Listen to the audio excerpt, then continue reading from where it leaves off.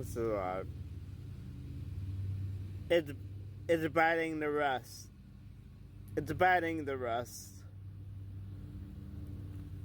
Or,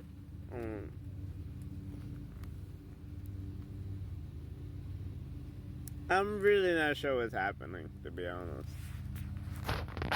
I don't know. I don't even know what's happening.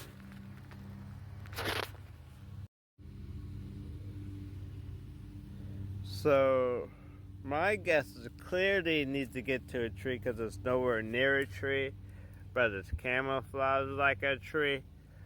So I'm gonna just and